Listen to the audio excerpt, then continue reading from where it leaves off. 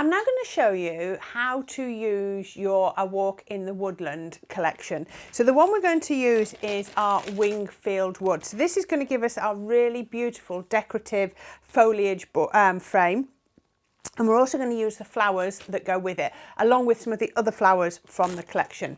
So the first thing I'm going to do is I'm going to cut out the frame. So I've just trimmed down my charisma because I'm going to do it in bits.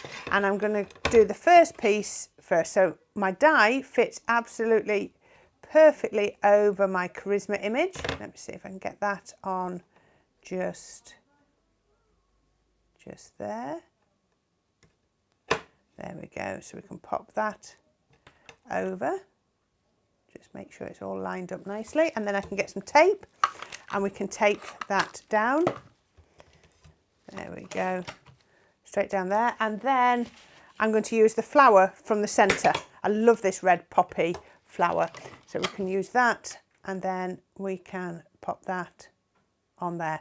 So just line it all up. Oh, I need to put another piece on that side so that it doesn't move. Right, I'm going to bring in my die cutter. Now I am definitely going to use my cut tidy with this one. So pop that on there, cut tidy on top, because that just acts as an extra shim and it really helps to get the bits out. Now this might need a turn before we're finished, so we can pop that. And that's why I've cut it down and I cut this piece off, because if I want to turn it quickly and easily, then obviously with this piece on, it's too wide for the plate. So you can hear it going a bit slower while it's doing all the work, and then it's going to speed up. There you go, see, speed up. It's clever, isn't it, how it just knows when to slow down because it needs to do that little bit of extra work. And actually, I think that's cut. That's the best cut. Yeah, that is brilliant. So where's my pokey tool gone? I had a pokey tool, here it is. So we can then, now, I just find that if I lift up the magnetic shim, it just helps me to release everything. So we can then just lift that out away, just where the tape is. Let's just go around the tape, there we are, and then away there. So we've got this one in the centre. There we are. Right, so let's have a look at the flower. Oops, I've just pulled a stalk off. That was silly of me. There we go. How about that? Isn't that lovely? Can you see that lovely detail? So you've got the poppy flower and also the berries as well. And then, oh, my frame's got stuck back down. Get rid of that. I can pop this in. So again, I'm going to be careful because I've printed this on, this is either 128 or 140 GSM. I think this is a 128, so it's quite delicate. So I don't want to cause too, oh, I've already just broken that. Never mind. Let's give it a little bit of a tap. There we go. And then it should release. So this is cut so well. But don't worry about that join. We can soon cover that up. There we are. Up there. Now I know if Stephanie was here, she'd have had this out in 5 seconds. But I just try, I don't have the confidence sometimes. Just take it a little bit easier. There we go. All the way. There we go. Come in. Oh, I've just broken that. I've done this on a bit fine paper, I think, but it's fine. We can put it back together. It'll work. Let's poke out from this corner. There, that's better. That's what I should have done. I should have gone from the corner, shouldn't I? I think I did most of mine on 220 GSM, which just makes it a little bit better. Don't worry about that. We can soon rectify that. So let's get that out of the way. So what I've got then is I've used my outer frames. Let me show you here. So I've got these here. So I have these 2 outer frames, and I've used my 2 outer frames to create this panel. So I've used one there and one there, and that's created the perfect matte layer. So that's created my foundation. So let's get this bit that I've just ripped and let's find where this fits. So this fits in there. You can see that fits perfect there. So I now know this one goes just down here, look. And that goes just down there. So I'm going to glue that back down, and you'll never see that I ripped it. It's been a bit rough. So all I'm going to do is glue down the middle. I'm not going to even glue down the edges, just down the middle, so that it means that the edges can be a little bit more, you know, unstructured, less structured. And we can pop that down there. Oops, and then that one is going to go down there, just like that. And then this one will go all the way down here. A little bit of glue all the way down, just there.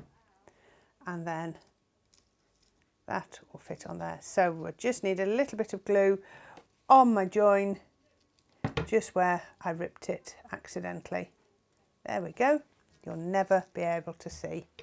And again, on this one, just there. Sorry about that, folks. Was just a little bit heavy-handed. There we go. But when you see what we're going to do in a minute anyway, we're going to twist these round anyway. So there's my frame. So isn't that absolutely gorgeous? So you can see all of that foliage detail.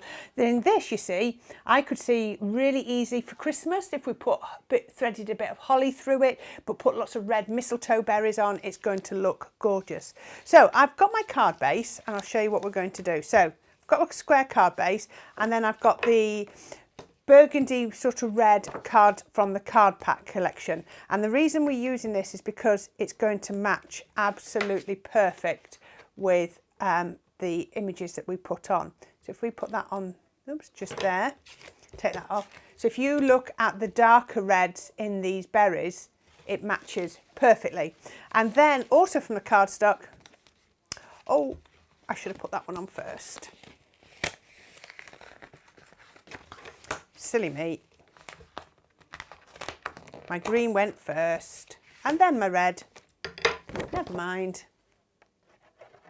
We're not doing very well with this one, are we? Just shows you how it all works out in the end. There we are. I've got my green and then my red. That's much better. Then I'll put my red on. Don't worry about those bits. We're going to cover those up. Good job I hadn't pressed it down too hard, wasn't it? Oh, there we are. Much finer border. Much finer. There we go. And pop that one on there. Right, so the next thing I want to do is I've got my background. Now look at that. So it looks like I've printed my sentiment at a little bit of an angle. But what I've actually done, does it matter which one of these? What I'm going to do is I'm going to get this the right way round. There, fourth one. And I'm going to pop that frame over there because it matches up. Let's take this backing off. See, I've been organised here and I've started the tape going.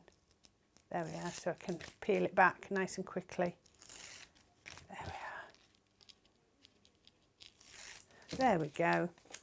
Now I loved doing this collection, so I did a few of these shows over the weekend that it was on air, and it was so gorgeous just to show you how you can build up different compositions with these. Now what I'm going to do is I'm going to tilt that until that sentiment is straight. Now don't worry, my frame coming off the card. What I have to remember is it mustn't come off the card at the bottom, just down here. So then I can put some glue on here. So I'm going to keep the glue behind that frame and well within the card base, just for where it's coming off. So take the sentiment, put it back to being straight, and that is going to go on there, just like that. So that looks lovely. And again, we've raised that frame just slightly to give dimension.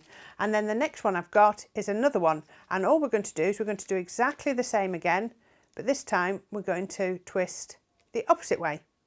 Don't worry about making sure they're the same orientation or whatever, you know, you just put them however it goes. So we can take that, take the foam tape off the back. Now you'll see on here, I've ended the foam tape well before the corners, and that's so that if it does come off the edge of the card, we've not got foam tape sticking out, because that's the last thing that we want, because it'll just catch on everything. So we can pop this. So this one's tilted that way, so this one I'm going to tilt completely the opposite way. And then we can pop that just there. So that's caught like that. So there we are, we've created a really interesting frame. Now, we've got the poppy flower that we had before, so I've got a couple of those, and what I'm going to do is I'm going to take one and I'm going to create a little bit of decoupage with that. So I'm going to trim out these bits. Now, keep these because we're going to use these, and I'm going to trim out this bit here. So then we can get our foam mat and we can add a little bit of dimension. So even when you've got dies that aren't initially 3D dies, it's quite easy to make them 3D if you want them to be. So that can go around there, and we can just pop this onto here. I could do another layer as well just to do that one, but we'll leave it at that for now. So all I'm going to do is I'm going to build up a composition. So I've got this, I'm sure that's cow parsley. It looks like cow parsley to me. Now it has its own foundation dye. So we're going to pop this onto the foundation dye, and I've just used some of the offcuts from the green when I was trimming that out. And you could actually cut the foundation dye out the centre of that green card before you stuck it down if you wanted to. So there's lots of ways to use it. There we go. There we go. Oops. Do that down. There we go. So we've got those. Now we're just going to compose this arrangement first. So we can pop our cow parsley on first. Then we can pop on our florals. So let's bring that one down here.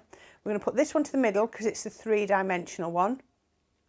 So I need a little bit of lift behind there, don't I? Let's not have those quite so rigid. I don't want them quite so uniform. So we can pop that just there. Then I've brought in the Veronica, which is absolutely beautiful, and I can pop a little bit of that behind. Now straight away, can you see that's now added perspective? That's now lifted everything and put a bit more dimension on it. I've also got some of the rose hips, but before I put the rose hips on, I'm going to shape those a little bit. Now these would look beautiful over-coloured with your ink lily sparkle pens to add a little bit of glimmer and glitz to them. Now it might be that we need to trim off some of the foliage, but we'll see where we go. So we can pop that one on there. So just build it up before you commit to the stick, as we say. You know, just decide where you want everything to go. And if necessary, take a picture on your phone when you're happy with it so that you can recreate it again. Now I want this one on top, don't I? Because it's got the 3D. So do you remember all those little bits I was trimming off? We can then pop those in just there, and I had another one just here, and we can pop that one in. No, I don't want to go there, does it? We could put it just there. Now that little piece of Veronica looks a little bit lonely on its own. We don't usually put ones like that, so let's just put another piece just there, and then a third piece I'm going to put behind that one just there. Don't want it to go over my sentiment, so I can move it. How about that? Look at that. How much dimension has that got? So I'm going to finish that with a bow, and that, whoops, let's turn that one round, put it back, put it there. How about that for a beautiful card full of lots of dimension and beautiful, beautiful foliage?